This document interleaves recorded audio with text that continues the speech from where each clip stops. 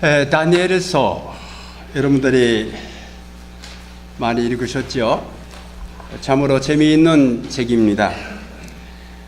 다니엘서에는 중요한 진리의 말씀들이 많이 기록되고 있습니다.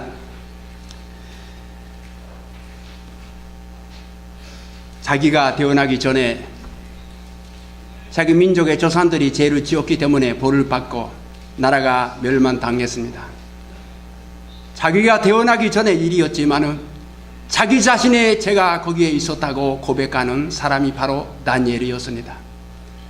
자기의 조상들의 죄를 자기의 죄로 삼아서 회개하는 기도가 기록되고 있습니다.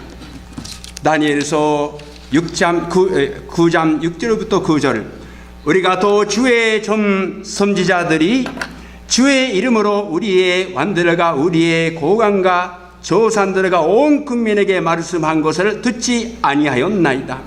지요, 공의는 주께서 돌아가고 수치는 우리 얼굴로 돌아오미, 오늘과 같이 유다 사람들과 예루살렘 거민들과 이스라엘이 가까운 곳에 있는 자들이나 먼 곳에 있는 자들이나 다 주께서 쫓아내신 각국에서 수치를 당하사오니 이는 그들이 주께 죄를 범하였음이니이다. 주여, 수치가 우리에게 돌아오고 우리의 왕들과 우리의 고관과 조상들에게 돌아온 것은 우리가 주께 범죄하였음이니이다. 마는 주 우리 하나님께는 긍휼과 연소하심이 있사오니 이는 우리가 주께 패역하였음이 오며. 태어나기 전에 있었던 무슨 죄가 있노? 그렇게 하는 전직가들도 많이 있지만 다니엘이 그래 아니었습니다. 자기의 민족이나 자기의 조상의 죄를 자기 자신의 죄로, 자기 식구의 죄로 삼아서 회개하는 참으로 놀라운 고백이 여기서 있는 것을 볼 수가 있습니다. 그리고 그와 같은 선실한 사람에게 하나님께서 독생자 그리스도의 환상을 보여주셨습니다. 인자 그리스도입니다. 그리스도의 환상을 다니엘서 7장 13절부터 14절에서 볼 수가 있습니다. 내가 또 밤 환상 중에 보니 인자 같은 이가 하늘 구름을 타고 와서 옛적부터 항상 계신 이에게 나아가 그 앞에서 인도됨에 그에게 권세와 영광과 나라를 주고 모든 백성과 나라들과 다른 언어를 말하는 모든 자들이 그를 섬기게 하였으니 그의 권세는 소멸되지 아니하는 영원한 권세요 그의 나라는 멸망하지 아니할 것이니라. 그 외에도 참으로 놀라운 역사적인 보석 같은 진리의 말씀들이 많이 기록되고 있습니다.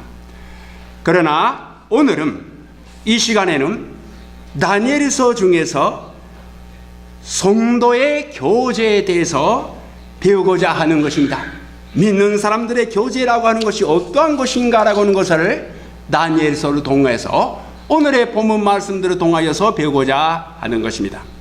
먼저 1장 11절부터 13절까지 말씀을 제가 또 한번 읽겠습니다. 조금 이 화면하고 조금 다른 번역이 되지만은 읽겠습니다.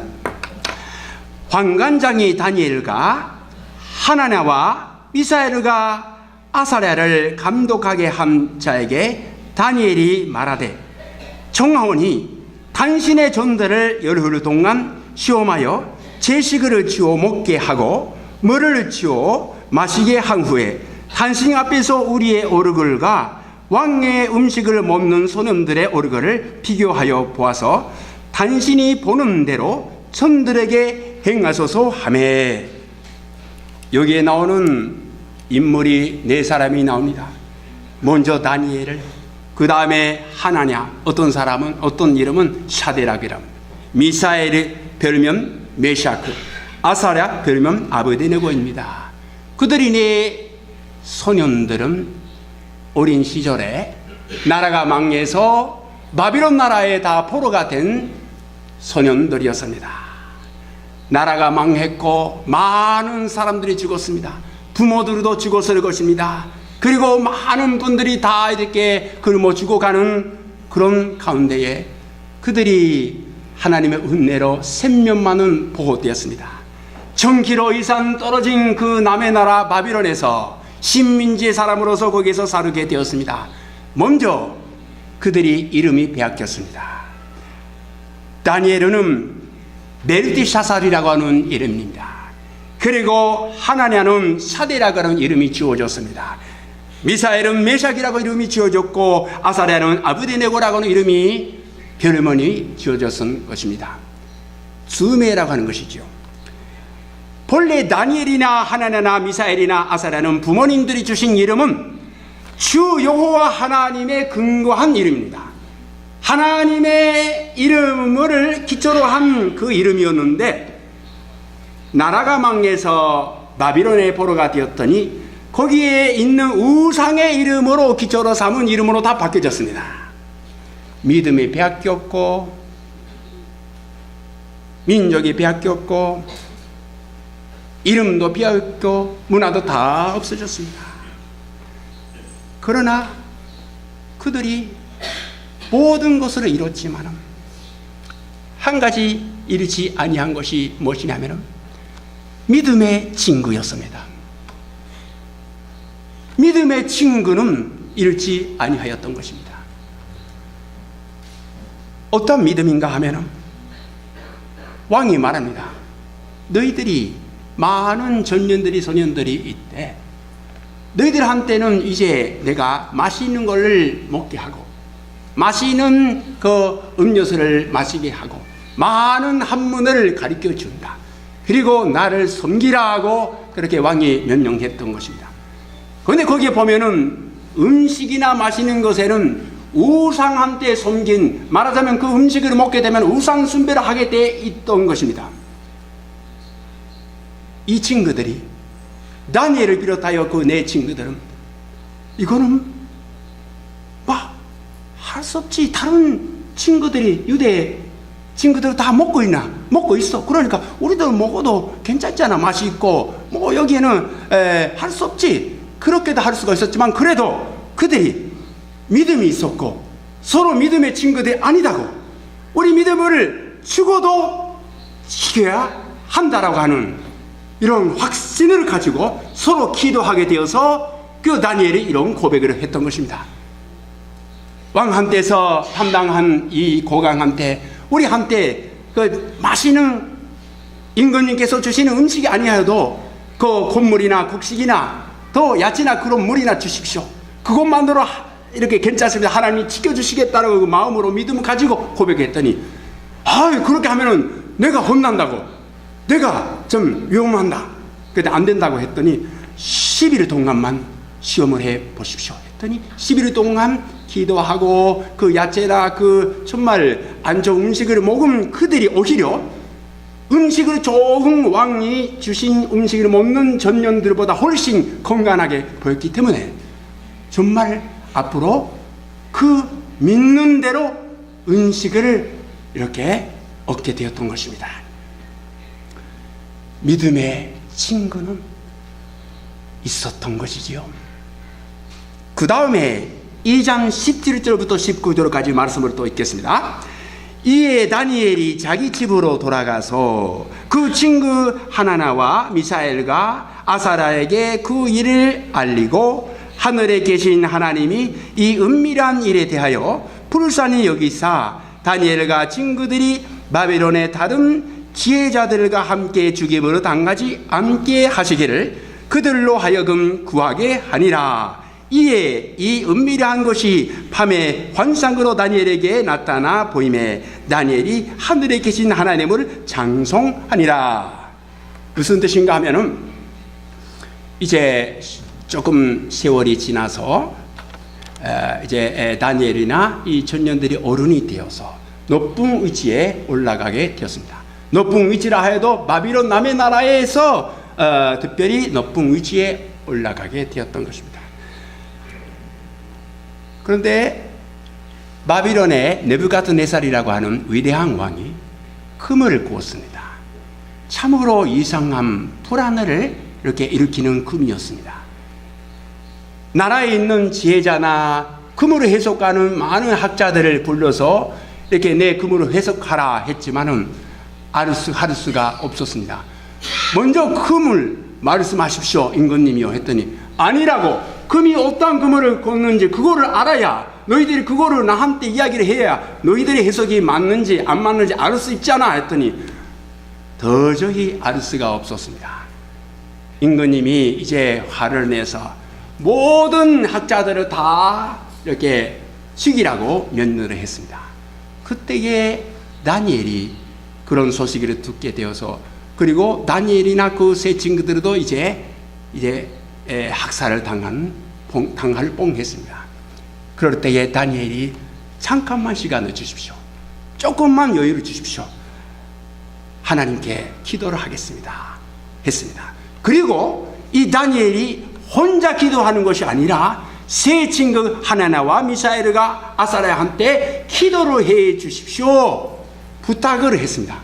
그리고 그 세 친구들이 함께 마음을 합하여서 기도를 했더니 이에 이 은밀한 것이 밤에 환상으로 다니엘에게 나타나 보임에 다니엘이 하늘에 계신 하나님을 찬송하니라.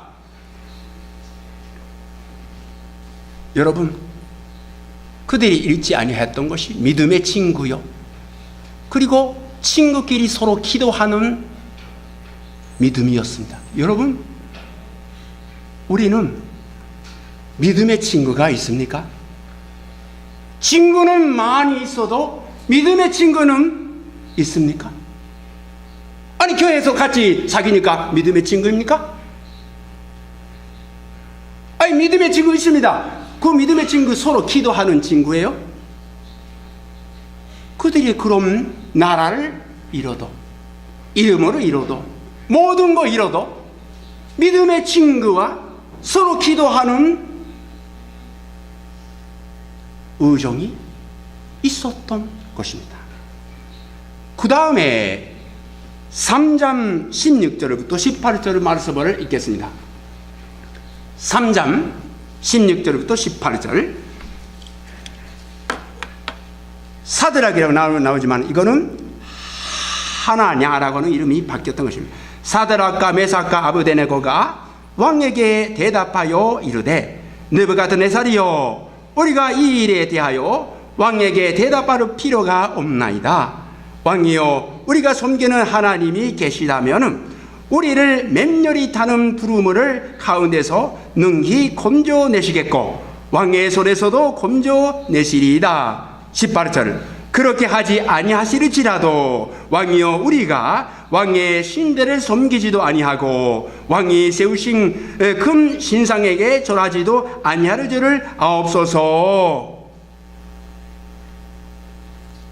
무슨 장면인가 하면은 이 세 친구들이 큰 시험을 이게 당하게 됩니다. 느부갓네살이 하도 교만하게 되고 죽이고 싶은 사람으로 죽이고 살려주고 온 사람으로 살려주고 싶고 너무 교만하게 되었습니다. 교만하게 되어서 그 다음에 더 욕심이 생겨서 모든 인민들이, 모든 국민들이 나를 신으로 삼아야만, 나한테 절을 하여야만 만족한다라고는 이런 욕심이 생겼던 것이죠. 그리고 어떻게 되는가 하면은 큰 우상을 만들었습니다. 27m요. 27m 되는 높이의 우상을 만들어서 거기에 다 많은 장관들이 불러서, 그리고 높은 귀족들이 다 불러서 그 앞에서 음악을 시작했습니다. 음악을 시작했더니 다 절을 했습니다. 그러나 이 세 친구들은 사드락과 메삭과 아베데네고는 절하지 아니하였던 것입니다. 그랬더니 왕이 화를 내었어. 왜 절을 하지 않는가? 한 번만 연소해 준다고. 이제 다시 음악이 시작되면은 절을 하라, 우상을 숭배하라. 만일 그렇지 않으면 너희들이 이래 뜨거운 부름 속에 던져질 것이다. 한 번만 기회를 준다 했더니 이렇게 고백을 했던 것입니다. 왕에게 대답하여 이르되 느부갓네살이여, 우리가 이 일에 대하여 왕에게 대답할 필요가 없나이다. 그리고 하나님이 건져주시겠고 만일 그렇지 아니하여도 우리는 믿는 대로 죽어갑니다. 이 세상에서 잠깐 생명 연장시키기 위해서 믿음으로 버릴 수가 없고 하나님으로 버릴 수가 없다라고 고백을 했던 것입니다. 그때 다니엘은 없었습니다. 다니엘이 딴 데 있었던 것이지요. 여러분, 항상 친구들이 한 자리에 모여서 예배드리고 한 자리에서 기도하고 서로 격려할 때는 괜찮은데 서로 흩어지게 될 때도 있을 수가 있습니다. 그럴 때 자기가 친히 자기가 홀로 있어도 믿음으로 지킬 수가 있느냐 없느냐가 문제인 것입니다. 믿음이 있으니까, 믿음의 친구가 있으니까 그 친구대로 따르면 되지. 아닙니다. 자기 자신의 믿음을 지켜야 하는 것입니다. 만일 세 사람이 다니엘이 없으니까 안 되겠다라고 하면 어떻게 됐을까요? 그리고 세 사람 중에 한 사람이라도 내가 생명 아까워서 무서워서 믿음으로 버리겠다라고 하는 생각으로 가지면 어떨까요? 한 사람 여러분 믿음을 지켜야 하는 것입니다. 여러분 대신에 아무도 죽어주는 사람이 없습니다. 가족이라도 친구라도 죽을 때 혼자 죽어야 합니다. 천국에 들어갈 수 있는가 없는가 자기 믿음 나름대로 거기 결단되는 것입니다. 그 다음에 마지막 6장 10절 말씀을 읽겠습니다. 6장 10절. 다니엘이 이 조서의 왕의 도장이 찍힌 것을 알고도 자기 집에 돌아가서는 윗방에 올라가 예루살렘으로 향한 창문을 열고 전에 하던 대로 하루 3번씩 무릎을 꿇고 기도하며 구의 하나님께 감사하였더라. 이 장면은 이제 페르시아 왕한테 왕이 앞으로 왕 이외에는 신이라도 사람이라도 누구한테도 절을 하면은 예배를 드리면 기도하면은 사자굴에 던져주게 된다. 그런 명령이 내려졌습니다. 근데 이 다니엘은 아주 높은 자리에 있었지만은 그 소식을 들어도 똑같이 창문을 열어서 기도를 했다라고 하는 것입니다. 그때 세 친구들이 어디에 갔습니까? 아마 세상으로 떠났을 것입니다.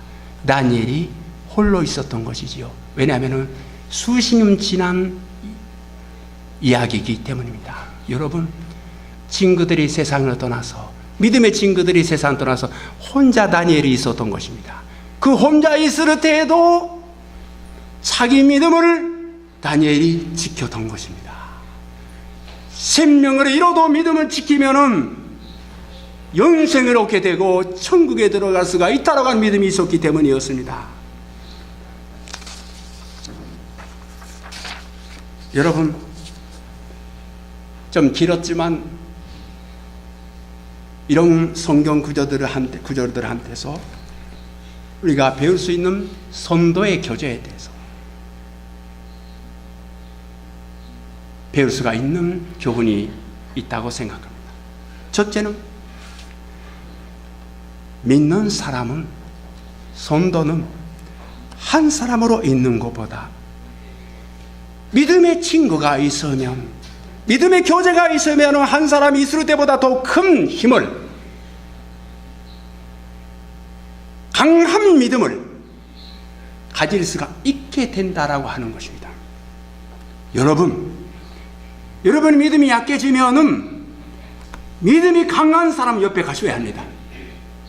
믿음이 약한데 또 약한 사람에 가면 더 약해집니다. 믿음이 강한 사람한테 가십시오. 그러면 믿음이 뜨거워지게 됩니다. 그리고 그 친구가 믿음이 약해지면 또다시 강한 믿음을 가진 여러분이 그 친구에 가져야 합니다.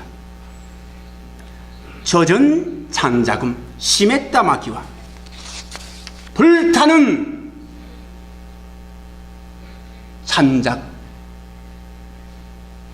안에 들어가면 다시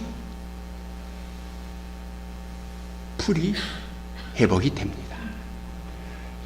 더 숯불이 하나 있는 것보다 2개 있으면 강하고 3개 있으면 더 강하게 됩니다. 고린도후서 9장 2절에 과연 너희의 열심이 복 많은 사람들을 분발하게 하였느니라 라고 기록되고 있습니다. 여러분, 믿음의 친구가 있습니까? 믿음의 친구가 다니엘이나 세 친구 같은 이런 믿음의 친구, 서로 기도하고 서로 어려움 당하면 기도 부탁하고 서로 믿음으로 지키기 위해서의 친구입니다. 믿음으로 약하게 하거나 믿음으로 좀 적당히 하기 위해서 친구가 아니라 믿음으로 지키기 위해서의 친구가 바로 믿음의 성도의 교제인 것입니다.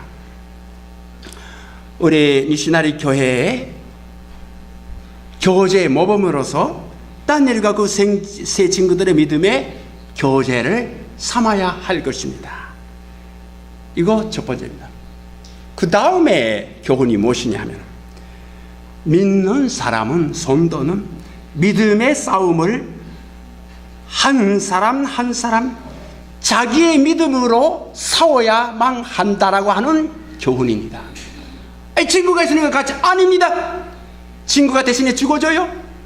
아닙니다. 자기가 지켜야 하는 것입니다. 자기 믿음으로 자기가 지켜야 하는 것입니다. 어떻게? 내가 약한데 예수 그리스도를 참된 친구로 삼아서 자기 믿음으로 맡기시라는 거예요. 자기 약한 것도 말씀드리고 맡기시라는 거예요. 예수 그리스도하고의 영적인 교제가 그렇게 선면하게 있어야 한다라고 하는 것입니다. 아까 말씀드린 3장 16절부터 18절, 6장 10절에 있는 한 사람 한 사람 고독 속에서 예수 그리스도만을 의지하는 확신들을 가져야 한다. 이거는 교제로 인하여서 바꿀 수가 있는 것은 아닙니다. 히토라하고 싸운 봉페파 목사님에 대해서 제가 여러 번 말씀을 드렸습니다. 히토라, 그 독재자 히토라, 나치스 히토라하고 싸워서 이제 마지막에 순교당해서 죽었습니다. 학살을 당했습니다. 히토라한테.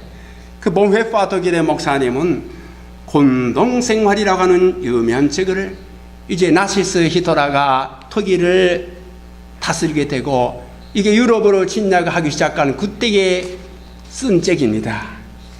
그 속에서 참으로 중요한 것을 가리키고 있는 내용이 있습니다.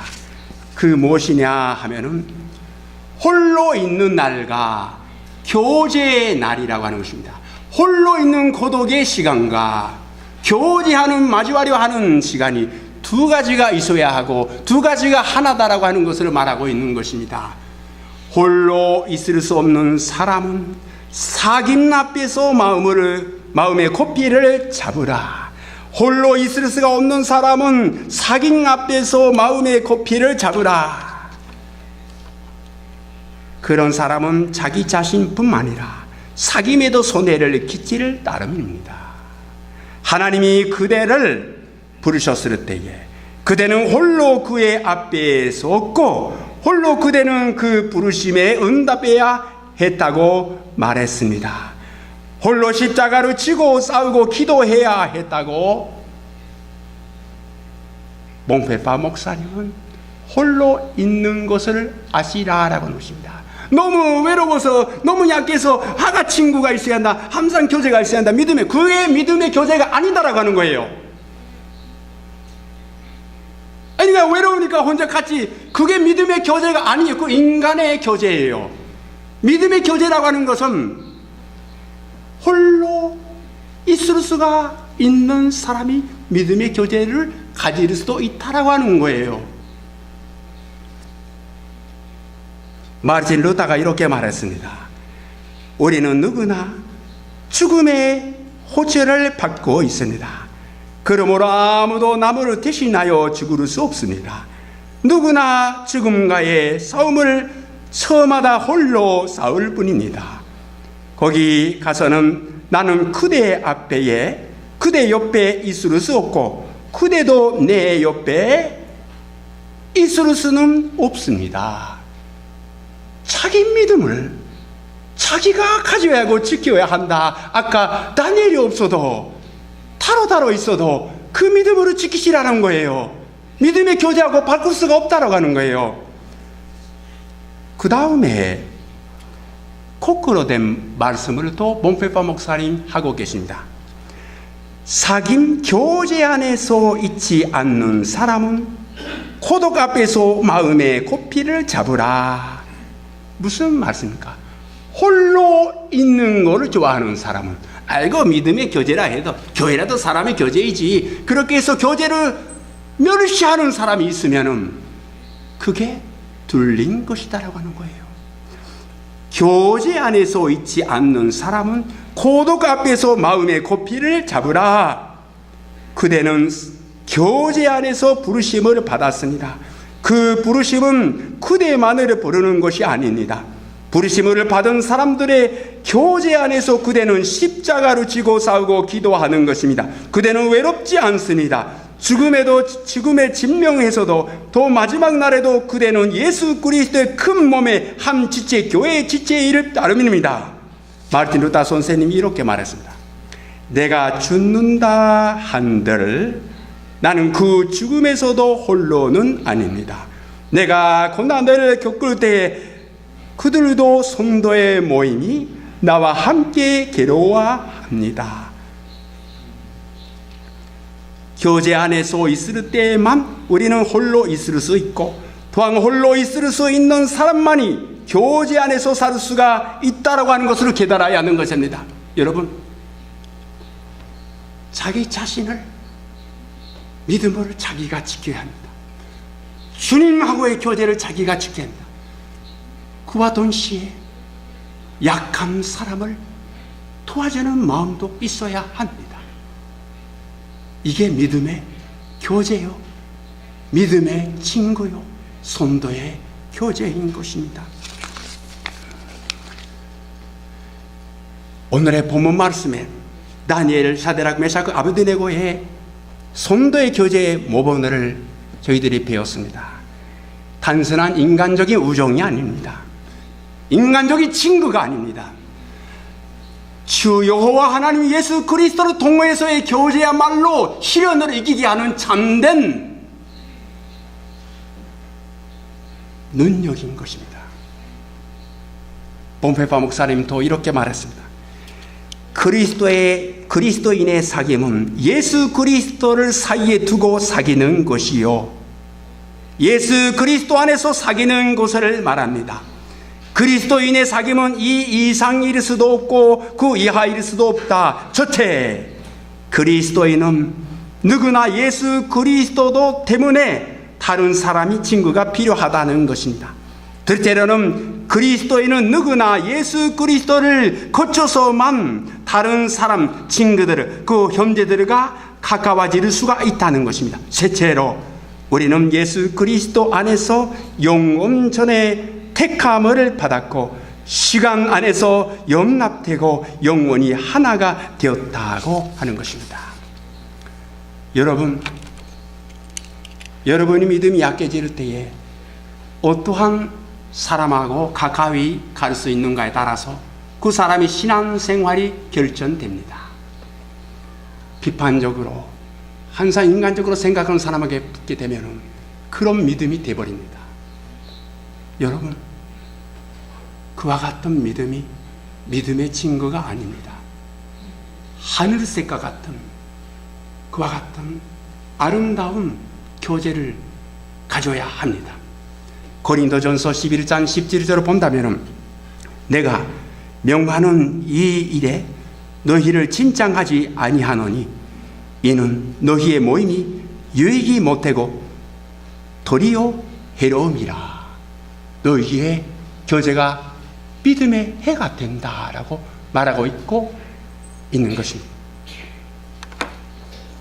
이제 마지막에 여러분이 믿음의 친구가 있습니까? 예, 있지요. 그러면 그 믿음의 친구를 기준히 여기시고 기도를 부탁하십시오. 만일 여러분이 믿음의 친구가 되어주시려 하면은 그것도 좋은 생각입니다. 단지 한 가지 조건이 있습니다. 그 사람이, 여러분의 친구가 친구하고 만나면 그 친구가 여러분한테 예수 그리스도한테 여러분의 마음으로 향하게 하고 있는지, 그 친구가 여러분의 마음으로 이야기할 때에, 교제를 가질 때에, 함께 있을 때에 예수 그리스도한테 여러분의 마음으로 향하게 하고 있는지, 교회한테 예배 드리는 곳에 대해서 향하고 있는지, 아니면은 아무리 두고 아무리 매력이 있어도 다른 것에, 인간적인 것에 만일로 관심으로 향하게 한다면 그게 좋은 믿음의 친구는 아닙니다. 인간으로서는 훌륭할 수도 있어도 믿음의 친구는 아닙니다. 여러분, 우리의 교제는 예수 그리스도를 통해서의 교제인 것입니다. 항상 예수 그리스도가 옆에 계시는 그런 것으로 그 친구한테 대해야 합니다. 예수 그리스도가 함께 계시는 것을 의식을 하면서 대해야 합니다. 예수 그리스도한테 그 친구를 데려가야 한다, 마음으로 향하게 한다, 그렇게 해야 하는 것입니다. 우리는 그런 교제를 믿음의 친구라고 하고, 미시나리 교회도 그런 믿음의 친구가 필요한 것이고, 여러분이 그런 믿음의 친구가 되셔야 하는 것입니다. 기도합시다. 하나님 아버지,